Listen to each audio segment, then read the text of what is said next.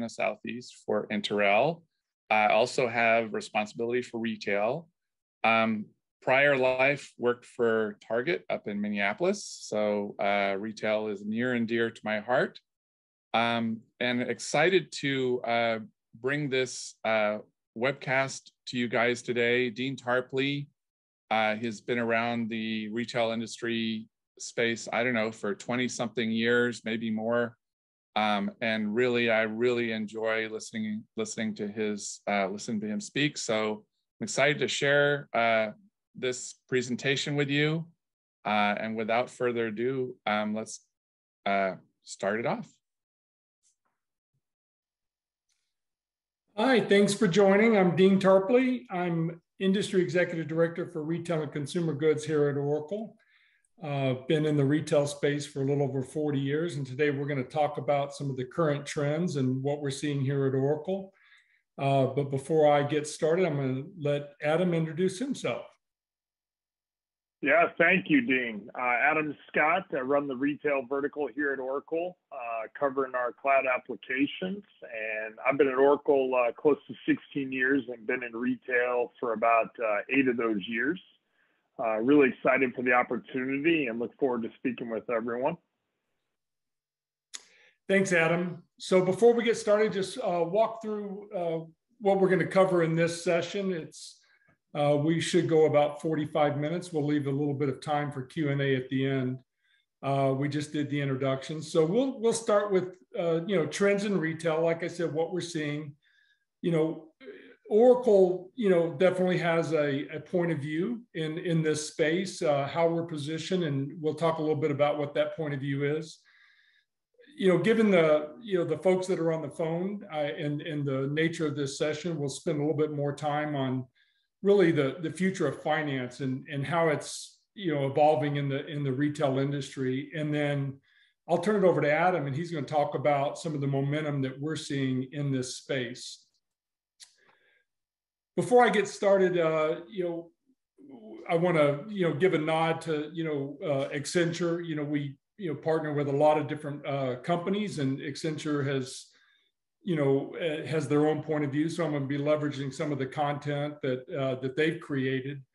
But as we all know, there's just been massive acceleration of changes in the retail space. And everybody's always trying to think about, what comes next. Perpetuated a lot by, the pandemic, there's just been this massive adoption of omnichannel strategy. Some companies, obviously we're on a journey already, but what happens is, when we hit the pandemic, a lot of those strategies just were pushed forward in time dramatically. And, things, like the rise of social commerce, and then when we look at what's happening in the retail space, and especially with, that convergence of omnichannel and how it's merging all the channels together, stores aren't going away, but the way that we're behaving and operating inside those stores is changing. And a lot of it is adapting to new technologies that's happening, and that convergence of the online world and the offline world. A lot in the area of, these unexpected partnerships. So we see things like, things you wouldn't have imagined a few years ago, where, non-traditional retailers are partnering with retailers like Starbucks and Spotify, Walmart and BuzzFeed, Home Depot and Pinterest. These partnerships have a purpose, right? They're to appeal to the customer. They have an impact on both of the brands. And bringing those partnerships together has great outcomes for both companies. We also, we talk a lot about e-commerce, but the reality is that that word is almost becoming overused and outdated. And it's really all about m-commerce, which is, mobile commerce. I want to be able to get what I want, when I want it, no matter where I am, whether I'm at my home, in my car, in a store. And so, companies are leaning into that reality. And then we can't pick up a paper today and not realize what's happening in the workforce, right? With talent shortage. It's having a dramatic impact in all parts of retail, whether it's in the supply chain. So when you see issues happening out on getting product off of ships and into the stores, it's not just the lack of workforce and the ability to hire and staff up within the stores. It's a shortage, happening to be able to get products off the boats, a shortage of drivers, and a lot of that's happening because of the impact that's happening in the supply chain. And I like to think of the analogy as, you have a 1,000 feet of water hose, and it had been turned on for a long time. Water was flowing fine, and we know we have a global supply chain. But then, you go back a year and a half, and somebody turned the water off, and unfortunate, obviously. But then, not only do we have to turn the water back on, and it takes a long time to get the water through that 1,000 feet of water hose, but we need more water because the demand has been pent up, and there's an explosion. And so we have a massive impact that's happening because not only are we not getting the water we need, but we're not getting enough of it, and it's not coming fast enough. So with that said, there's obviously these challenges that are happening today, but then, retail is not going to sit still. Retail moves very, very fast. And now we need to be thinking ahead in terms of, okay, where's it going next? And so, I say, retail is moving fast, but it's going to go even faster. It wasn't that long ago when I was, always wondering, how fast could you get groceries from a grocery store to someone's door?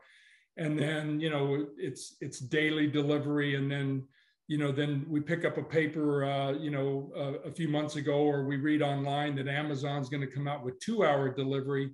Well, now they're talking about delivery in 10 minutes, and that's the speed of what, how things are changing. And every retailer has to be responsive to this.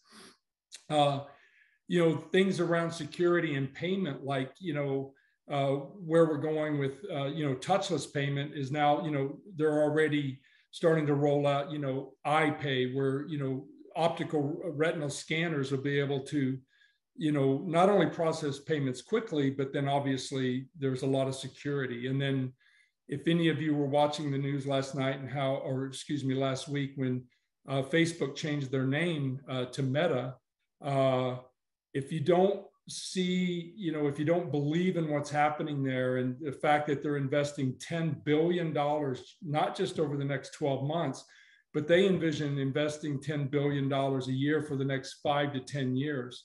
They know where the world and the convergence of commerce, as well as social and social media is kind of coming together. And as much as we, are seeing Facebook, and we may not like a lot about the company, the reality is they see where everything's heading. And you cannot discount the fact that they have 3 billion active users, and they see a world where it's not just going to change the way we behave in the metaverse around augmented reality and having the ability to go into this digital world, but they also recognize that there's a huge amount of customers to be had. And so the whole world of social commerce, bringing that all together, I believe, they're going to be a first mover there, and they certainly have the scale as well as the investment ability to invest in that. And then that leads me to the last one, which is, around cryptocurrency and digital, digital currencies. And so to me, those are almost tightly coupled, because in a world where we have a global consumer base, and Facebook is always, the news is that not just around the metaverse, but also how they're looking to bring in, digital payment and cryptocurrency into that. And they're looking for partners all along the way. So, yes, retail is moving fast, but again, it's going to move even faster. When, the one thing about retail, and it hasn't changed, and it's not going to change, is that it's all about the customer. the amount of emphasis that a retailer puts on that customer and that customer experience has definitely changed. But at the end of the day, if you don't have a customer, you don't have retail, right? And so it's all about the value chain, and every step of that value chain impacts that customer experience. The plan, the make, the buy and the make, the move, the market, the sell, and the service. And each and every one of these has key processes that live within them, and trends that we'll go through in just a second. But we all know that, in retail, it all starts with a plan, and again, when we sit back and we think of what is that strategic and long range plan, it's all about being able to, be forward looking, and then decompose that down to how we're going to fund a key initiatives into that given year. And there's an operating side of that plan. There's obviously a merchandising side of that plan. It feeds into the what we're going to buy and or make, where we're going to source it. Again, all kinds of trends happening in this. Who are my suppliers? How am I going to manage that inventory? What products am I going to get into and out of? Whether they're seasonal products, or they're core to my merchandise strategy. Packaging, a lot of emphasis around sustainability and packaging. And then, as a lot of retailers are pivoting to private label goods, manufacturing becomes more and more important. And we talked earlier about, the impact of the supply chain, not just in the ability to manufacture and make and get product, get our suppliers to make the product that we need to have on our shelves or on our website and be able to get to the customer. How are we going to move that product through the supply chain? And then, it goes two ways. We have to have not just getting it to the shelves, but sometimes getting it back in that reverse logistics. And then the market, what are we going to sell? What are we going to, promote? What are we going to charge? And it's all around managing the brand and the perception of the customer. And then we get into the selling aspect. Are we going to, focus on the stores? Are we putting a heavier focus on our e-commerce or direct to consumer? Is, the e-marketplace and the evolution of social commerce, et cetera. We talked a little bit about payment processing and how that's evolving. And then ultimately, the customer buys that product. And if they have a great experience, that's wonderful. But a lot of it is, we're not done once we sell it. We still have to service the customer, whether it's, leaning into that customer and having things like subscription services where they keep repeating, the business with us, or whether we have loyalty programs, or it's as simple as, they had a bad experience and how can we make sure to right that experience quickly? Because if we do all that and we do it really well, that becomes a circular process to where the customer will continue to do business with us, and we maximize that customer lifetime value. Each and every one of these, we're seeing trends. And here at Oracle, the great news about us and the way our company is built and where we're making investments is we're building out our products to align with that entire value chain, both in the front office and the back office. So we're seeing a lot around, you hear the word connected planning, intelligent performance management. It's beyond just finance. It's continuous, it's driver-based. It's the integration of all my key plans, my merchandise plan, my operating plan, my financial plan, et cetera. And then there's the connection, the tight connection with, if we're making the right decisions, especially on the merchandise planning side, what are those key, trends that are happening on whether I'm buying the product straight from my manufacturer or whether I'm making it myself. There's a host of trends that are happening, and it's not just what's happening within our company, but we look back out to our suppliers, and we recognize that they have to have a lot of the same values that we have, especially things around sustainability and ethical sourcing, et cetera, et cetera.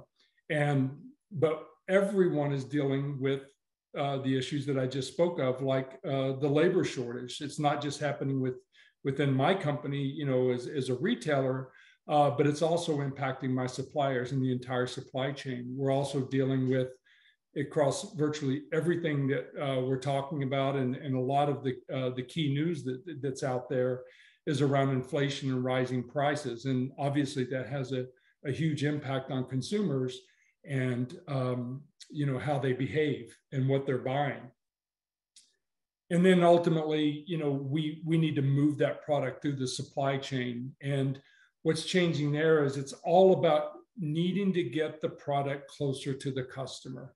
And in the old days of just sending an order to China, waiting 12 months and hoping, that it sells when it shows up on the ship and ultimately onto the rack, the speed of which retail changes necessitates me to have different models, different, delivery models to my customer, but also how I ultimately need to be able to get that product onto my shelf to my customer, et cetera. And so, whether it's, using my stores as fulfillment centers, changing the way that I automate my warehouses, that I'm putting in capabilities within my stores for fulfillment. There's just a massive amount of innovation that's happening that's impacting the end-to-end process that I need to go through to get the right product to the right place at the right time. And again, when gas prices are going up, it's having a big impact on the cost of moving that product. And then ultimately, how am I connecting and marketing that to the consumer?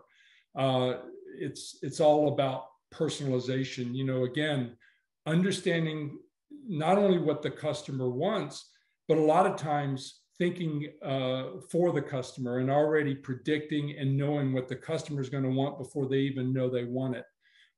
There's a lot of very sophisticated technology that needs to be in play to be able to do that. And what you see in every single one of these is not only are there trends happening, but we're innovating in a host of different application areas, whether it's our ERP suite of applications, whether it's our planning and forecasting applications, our human capital management, our supply chain management, our customer experience. We have a retail global business unit. All of us are working together to make sure that we're not only responding to the trends, but we're building the most innovative suite of applications that work together. And that's really the key message here, because again, as we go through one process to the next in the value chain, these are all interdependent, because again, the goal is my customer wants it anytime, anywhere, any way they want it. They expect to have great experiences, whether it's online, in my home, on my phone, in the store. I want it to be frictionless. I want to be able to leverage multiple different ways that I want to interact with the brand and ultimately get the product that I'm looking for. But again, we're seeing a lot of the same trends that are happening in each of these. And ultimately, that impacts the customer experience. If I walk into a store and I reach up on the shelf and I don't get the product that I want, it's not in, or it's not, or the price is going above a level of which I'm willing to pay, I sometimes can, it's easy to blame the retailer, even though there may be more macro trends that are happening. But retailers are always looking at and trying to understand, what are the experiences? How do my customers, what are their values, and how can I appeal to those values? And then how can I make, the shopping, process more convenient, more personalized, and then ultimately, when they do engage with me, how am I ensuring that I'm providing superior customer service? And if I do things really well, then ultimately they'll shop with me for life. I won't lose them as a customer. And so, as we all know as retailers, this looks simple on paper, but it's very, very difficult to execute at times.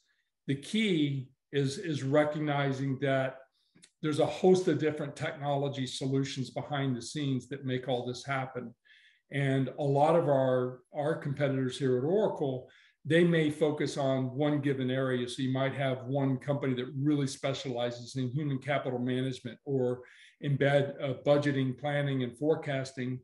But the reality is, and the picture I'm trying to paint is where companies are going is they recognize it's integrated and it needs to be integrated.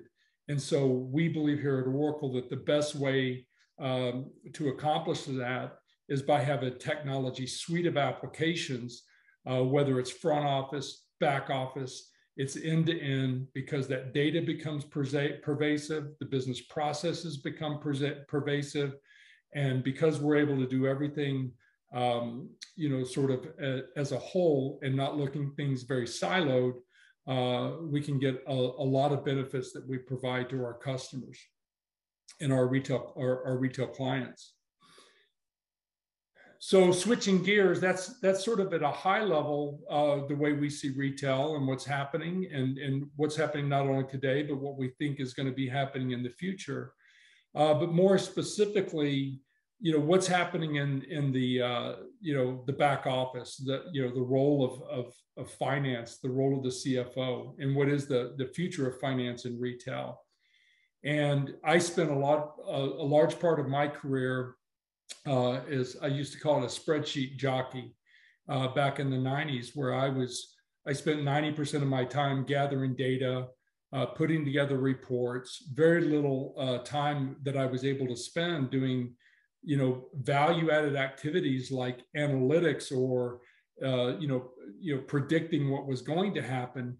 And we know that that's been changing over time, but it still amazes me to this day how much basic blocking and tackling is happening. But what we're seeing, and I think what Adam will talk to here shortly, which is, what are those retail companies doing? Why are they going through these major, finance transformation initiatives? And it's really all about moving from, finance is just a scorekeeper or a custodian or a commentator, but becoming that true business partner to all parts of the business.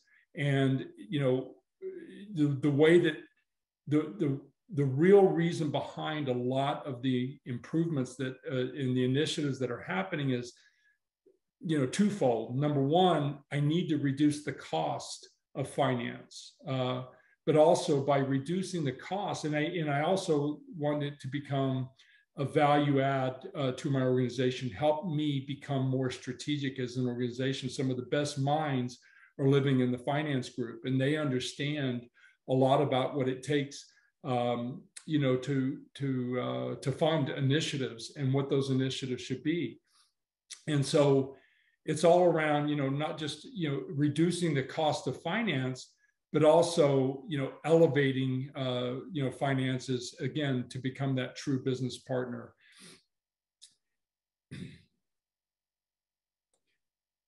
And another way to look at it is, finance of yesterday, finance of today, and what will finance be tomorrow? Again, just thinking of it in simple terms, it's that, economic guardian, of yesterday, just protecting the financial, checkbook of the company was really a key thing that they were focused on, and it was their primary purpose for being. Well, now it's sort of moving into really helping architect, a business value for the enterprise, and it's expanding the capability for, finance for the enterprise as a partner. So today we're seeing a lot more going from just being basically a bookkeeper to really helping and working closely with operations, moving from just, statutory reporting to descriptive performance and analytics. It's less about, process and more about structure. And it's less about just being a functional area within the company and really becoming part of the fabric of the enterprise.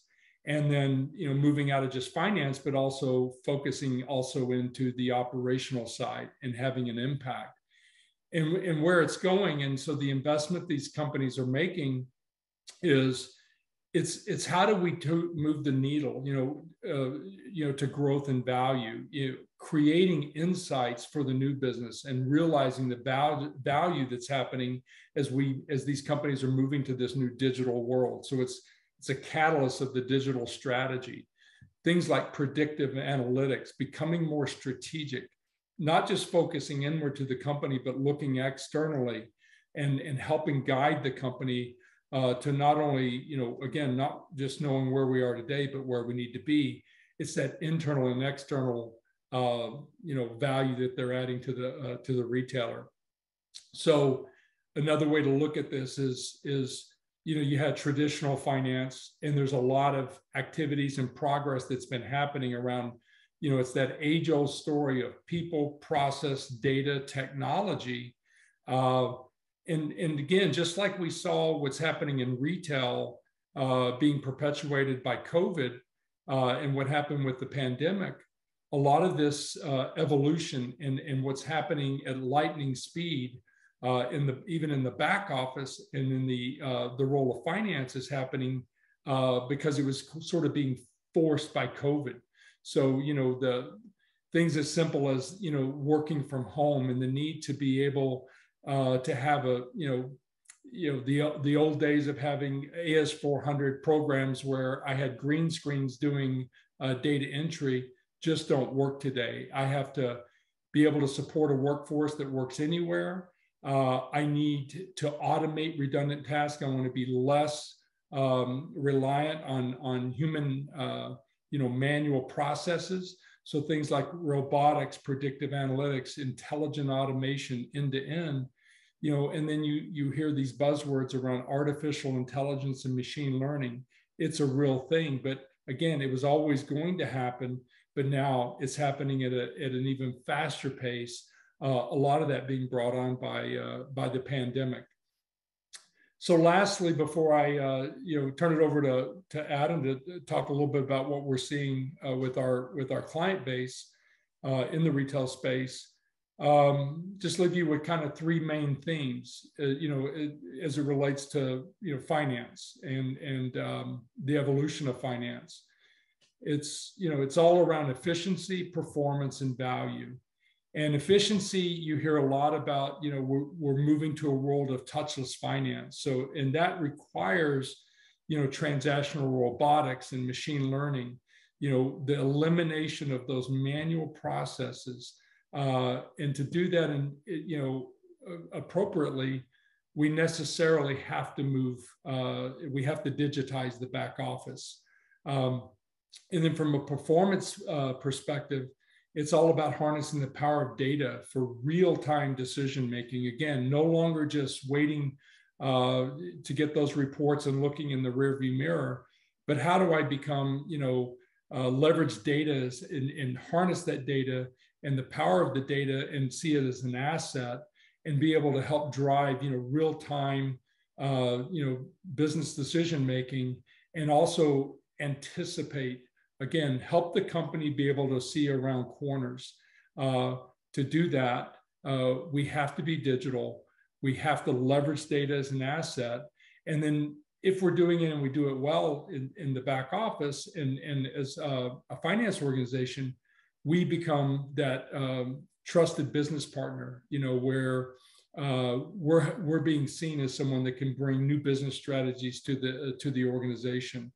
And so we can provide those real-time intelligent insights, and we can accelerate integration of everything that's happening, whether we're acquiring companies and integrating into the company, acquiring brands, or whether we're acquiring new technologies and integrating. Because ultimately, integration and bringing in and acquiring anything is done for the sole purpose of capturing some sort of value. And so finance is helping not only create that value, but help bring that value forward more quickly and bring more value. And then ultimately, leveraging the finance talent. So again, I got my degree in finance, but again, when I was just sitting there, being a spreadsheet jockey, I didn't feel like I was unleashing my talent. And where we are today is because when we digitize the back office, we can unleash the talent that exists within our finance organization. And it helps evolve the organization. So a lot of this really relies on transforming that operating model, call it the intelligent back office. And it's for the sole purpose of to drive continuous improvement. And we do that through innovation. And this is a lead into a couple of other sessions that are going to follow this. So, I know the next session is going to be talking about the war for talent in retail. We've got a session on supply chain. They'll do a little more deep dive into each of those sort of critical things that are impacting retailers today. But this is meant to just sort of set it at a high level. What's happening in the industry? What do we at Oracle see happening? How are we helping our clients? And then ultimately, what are our clients doing? And so with that said, I want to turn it over to Adam Scott, and he's just going to talk a little bit about, just some, be a credible witness, because he's at the forefront of working with our customers to make these big investments. And I think it'll be helpful to hear what's happening out in the retail marketplace regarding these transformations. So Adam, I'll turn it over to you. Dean, thank you very much. Really appreciate the opportunity, and I'll definitely pick off where you left off. I mean, so I run North America, which includes Canada, and across that we're working with every retailer, and it's very consistent with what we're seeing. We're seeing the finance group come to the forefront, really driving a lot of the digitization and really transforming that intelligent back end. There's no doubt that what we've gone through in the last 2 years with the pandemic has accelerated that. But as we work with these customers, we're seeing more demand, more need to get involved from a finance organization. And sometimes that starts with, products that we've been involved in for a while, which is Hyperion and EPM, and then core ERP in the financial back office. Really excited to report that I think Oracle is leading the charge in many of those areas, working with many retailers. And I think our approach, much like Dean outlined, how we're looking at retail and how we're diving into the process, we're working very closely with our counterparts in Oracle, along with other partners, to really bring a full perspective across retail. We're relying on our partners out there for the industry knowledge, and we're bringing some of the products to support this rapidly changing area in retail. And we're excited about that because we've got areas that we feel can help in all areas of retail, whether it's kind of the planning, the buy, make, moving and shipping, the delivery, and then even the service in the back end. So I know a lot of those were highlighted, but it's extremely exciting for us to be involved, and we feel we're making significant impact with those retailers. So to give you some key examples, we at Oracle have kind of not only broken retail into its own vertical, we've even gone a step further and even looked at different micro verticals within retail, just so we can bring further value to our customers, right? So you take like the grocery space, we've been working close with Albertsons, Kroger, Giant Eagle, Bash's, and then even into some of the CPG firms like Hormel, some of the convenient stores like Casey's, 7-Eleven. We're driving a lot of those fundamental financial changes and transformation. And many of these customers recently have gone live and seeing significant value with the Oracle solutions. We've looked at kind of the restaurant QSR space, made a lot of headway with McDonald's, Chick-fil-A, Wendy's, some of the Inspire brands, which is Arby's, BW3s, et cetera. Done a lot with Chipotle, Yum Brands. And all these customers are starting at a different phase, right? Some are coming in from a financial planning aspect and starting with an EPM solution. Others are looking at the core. And some of these are combining merchandising and our core ERP and doing a full transformation from basically the merchandise solutions all the way to that back office and the financial piece. So really exciting to be part of that. We're seeing significant movement in that area and really excited for the opportunity. We've also looked at specialty retailers, done a lot of work recently with Bed Bath & Beyond, Williams-Sonoma, AutoZone, Office Depot, Chewy, and Kohl's as we get into some of the big box retailers as well. And even some of the discount retailers that we're working with as well, with Five Below and Bell's. It's exciting for us to look at all these verticals, break that down, and really build into the process how we can help and really make an impact on the back office, along with other areas that Dean earlier described. So one of the exciting things too for us is the lead that finance is taking, right? They're taking a more aggressive approach, being part, aligning close with the business, and being a true leader in this digitization as we look to make an impact. And more than ever, maybe by what's resulted of the pandemic is financial planning, understanding what's coming, understanding how to adjust to what could be coming down the future, and using different delivery models that Dean brought up, right? We've all had to shift on how we interact, how we potentially buy or get product as we look at the omnichannel and how everyone's taken a different approach there. The digitization is real, and I think the impact that we're making in the back office is significant. And we're excited to partner in that area. And I think what's also driving this is the, basically the business cases and the value these customers are getting. I mean, it's kind of tremendous. We've been able to take some of these customers from legacy systems and sometimes in short as 6, 9, 10 months move and truly digitize their back office, right? That wasn't really possible back in the on-prem days. We've made significant strides working with our partner community and really bringing strong innovation to this area. And what it's allowed us to do with a truly cloud-enabled product is every quarter we're delivering enhanced, new features. The innovation cycle's much shorter. So we're making strong impact to our customers and delivering value every 90 days, which is just so much faster than we were able to in the past. And like Dean mentioned, whether it's retail or any industry, nothing's slowing down. It's all speeding up. And we're excited to be part of that process, excited to work with our customers on that journey. And, with many of the examples I shared with you there's many others that we're talking to that have gone live, and we've successfully delivered the business value. And the best part for us is it doesn't really stop there. The innovation continues. We continue to work with these customers on whether it's new areas outside of finance, potentially supply chain or other edge areas.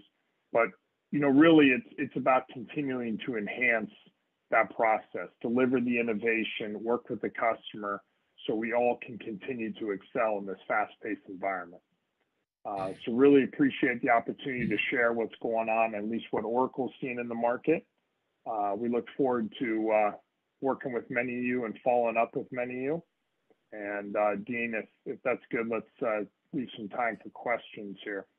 Yeah, and I think we've got plenty of time for questions, but I'll throw the first question out and put you on the spot. So, I remember back in 2008, 2009, I was actually in consulting working with retail companies when, we went through the Great Recession. And it was amazing how retailers just stopped spending, right? They when a big horrible event like that happens, at least then they stopped spending, and that happened, a few different events over history.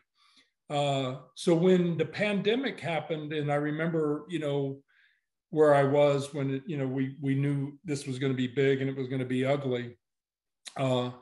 obviously I was fearful because I'd seen, I felt like I'd read this book before, and I just thought we were all, we're going to go to a world of, layoffs and all things because retailers wouldn't be spending money. And but actually the opposite seemed to have happened. And retailers just seemed like they upped their investment and they went all in a very, very scary time. And I guess I have my own opinions, but number one, do you agree with that? And then number two, what do you think was the reason that retailers, even when something so big and traumatic was happening, why did they, pivot and decide to invest instead of holding firm and trying to, just immediately turn to cut costs?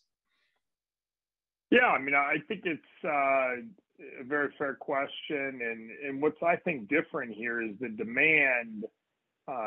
Really was just paused. I think a lot of the demand through the pandemic was still there. I know there was a little uncertainty, but a lot of people realized it just had to shift how we were going to potentially manage and run the business along with work with our customers, right? So I think the prior world, we thought digitation, the idea of digital and pushing everything to be digital was really here. But, I think what we quickly realized at the beginning of the pandemic is it wasn't. Right, there were a lot of manual processes. There were a lot of things that we relied on in different areas that weren't heavily digitized, and we started seeing a need to transform. And it really accelerated the desire and kind of the momentum in the system already. And so when we were given the opportunity to do it, we realized that the customers are definitely there. They just need to be reached differently. And as we take the back office, take other areas of the business and move them toward digital, it's enabled us to give the customer a new experience. And I think quickly retailers realized there's even more opportunity. And many of these, like you take Chipotle, their digital, digital orders and digital business was like 15, 20%. I mean, it was low prior to the pandemic. I mean, now that revenue is 60, 70%, and then you'd think you open stores and that may reduce, right? Well, it reduced a little, but I think you're still seeing, okay, let's say 70% we're doing digital orders. Now that the stores are open, it's only dropped to 60, where before it was a much smaller percentage. So I think what these other options are giving these customers are, it's a different way for the retailer to interact with the customer. And many of them are seeing more business out of it because there's more opportunities to engage with that customer to drive that sale. And you're starting to see that, right? They were able to adopt a different model when they didn't have the traditional storefront. And then as the storefronts came back, many of the options we were using prior have only accelerated. So it's a pretty exciting time for retail. Yeah, and I'll just add on to that. I remember back, if we think about Amazon and, one day they were just, we thought of them as selling books and, look what they've become. And even through, the Great Recession, they were investing and growing. And I think they took an opportunity through a lot of, that 3 to 4 years of recessionary time to grow, to capture market share. And now I look forward to, again, what comes next in retail.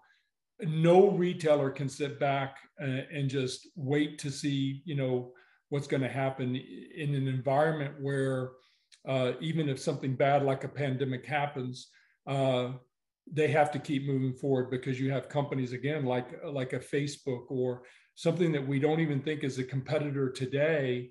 We could look 5, 10 years in the future and realize if we don't always stay abreast and invest and stay ahead of the curve, we're basically just going to give up massive amounts of market share and let them take the lead role. So, and the only other thing about the pandemic is also, I think, what was different is, the consumer still had money to spend and they had a desire to spend. They were just stuck at home. Back in 2008, 2009, 2010, the consumer really was struggling to be able to spend money. And there's a host of reasons that was, we did a lot of stimulus. A lot of people didn't lose their jobs. We're still making good money, but they had more disposable income because a lot of their cost had gone away because they couldn't go off on fancy vacations or even, investing in commuting and those things. So the world has changed, but I've been real impressed to see how retail as an industry has pivoted and really responded in an amazing way.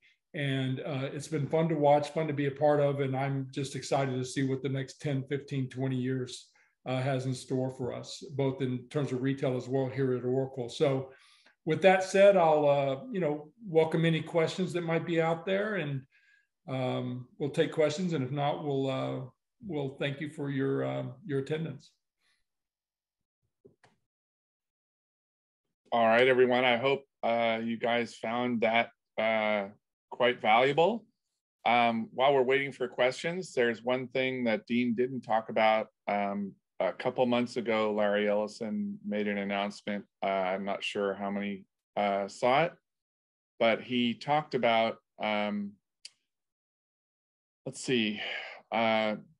digital processing between two Oracle clients. So as a retailer, obviously you're doing business with another sourcing company.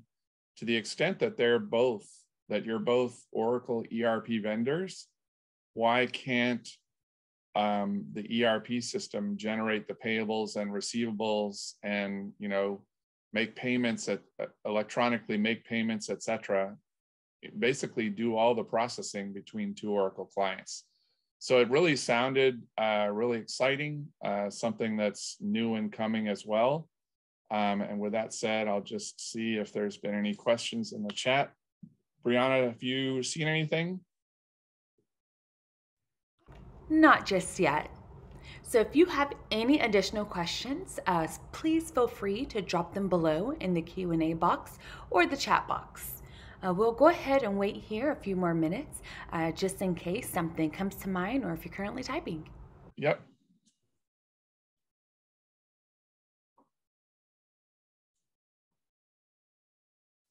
All right. I don't see anything. I recognize a few people. Well, that is going to conclude the first part of our 3-part retail webcast series. Be sure to register today for part 2 on February 16th and then part 3 on February 23rd. Thank you all so much for participating today, and we look forward to seeing you in the future. Please take a moment to jot down this information here on this slide or take a screenshot so that you can contact Charlie personally for any additional questions that may come to mind. Have a wonderful day and enjoy the rest of your week.